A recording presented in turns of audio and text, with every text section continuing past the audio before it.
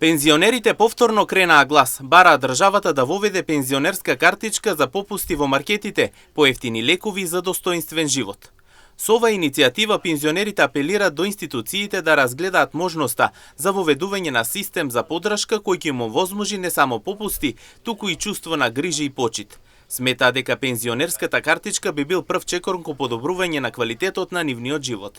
Пензионерска картичка да имаме и тоа ни е борба. Борбата е бар на таа најосетлива категорија и за сите други, меѓутоа во идно време, сите пензионери што ќе бидат, ние знаеме дека сме сиромашна држава.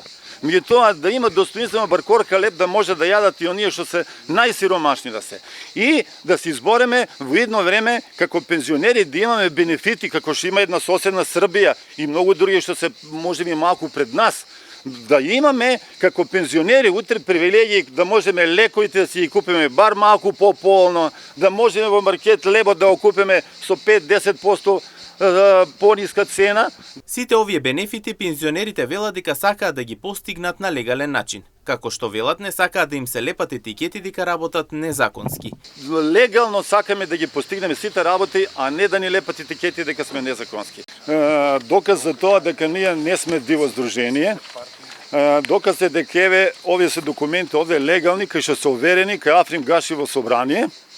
До сите пратенички групи и пред 3 дена бевме во влада, голема благодарност што има разбирање, не примија и едноставно борбата е за поголем дел од пензионерите, оние што се со мали примања.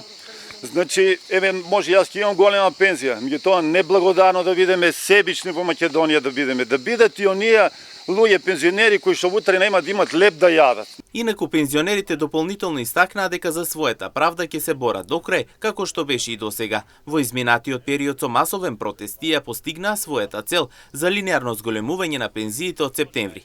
Во септември добиваат 1000 денари, а уште толку во март следната 2026 година.